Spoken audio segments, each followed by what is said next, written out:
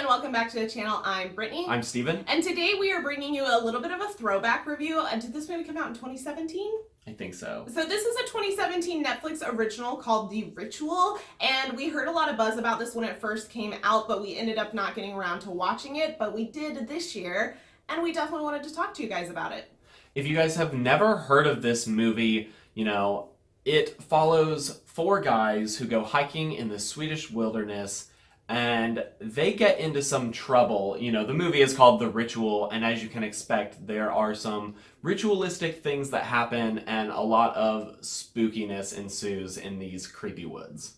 So a big reason that I didn't push to watch this when it first came out or anytime since then until now is because I thought something with the title like The Ritual and being in the woods and you can kind of piece together what you think it's going to be. And then I saw someone on Twitter say that this movie has the best creature design they've ever seen, and I was like, okay, I'm intrigued. Let's go ahead and watch it. So this plot definitely follows some very familiar beats of a horror movie, especially like a friends going into an unknown, isolated situation kind of tropes.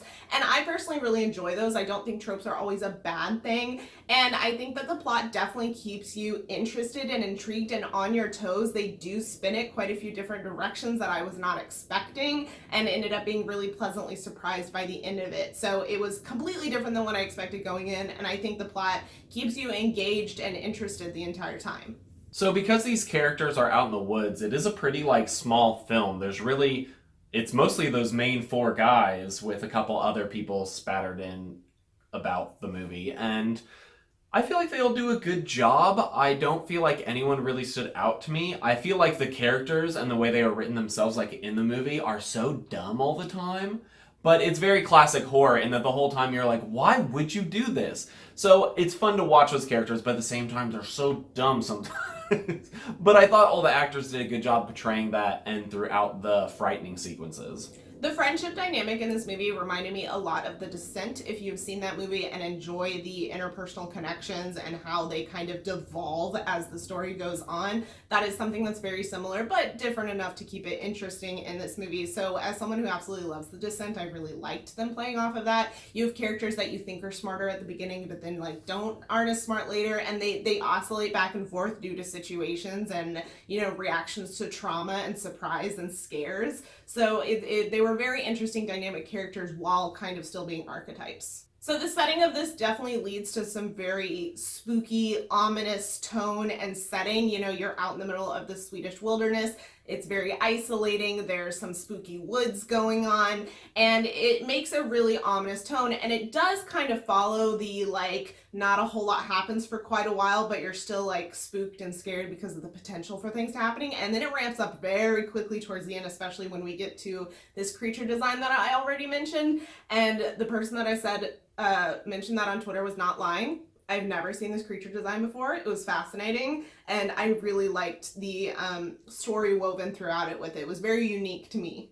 Yeah, I definitely felt like the overall concept of this horror movie was very elevated by its third act, because the first two acts were kind of trudging along and classic horror movie stuff, and then it really gets into what's going on, and it was very fascinating, and there's definitely some things that were really creepy and surprising in that third act.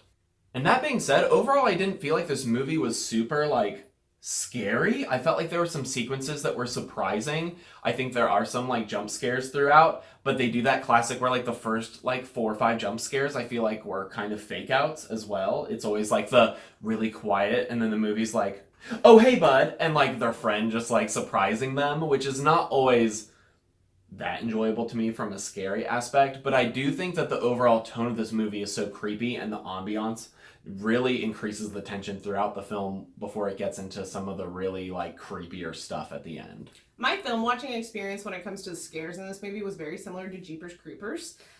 The whole time in Jeepers Creepers, you're leading up to this creature being something and you don't know what it is, and it's one of those things, and maybe this is just a me thing, but when I get to finally figure out what it is and how it works, it makes it less scary but more interesting to me, and I'm okay with that switch. And that definitely happened in this movie, to where it was still super spooky and scary towards the end, but it was I was more ooh, give me more world building and how this works and what are the rules around it now that I know what it is. So overall, I think this is definitely one we recommend if you like some of the familiar horror beats that we've already mentioned and you like a little bit of creature feature type scares. It's definitely worth checking out. Like we said, it's on Netflix, so if you have a subscription, it's free to watch. It's a very short movie, like an hour and a half. It's a good Halloween watch for this season.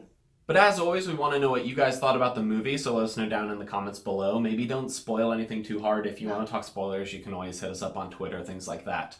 And subscribe if you are new. We make a lot of movie, video game, book content on this channel, so make sure you stick around for that and like this video if you enjoyed it, and we'll see you on our next one.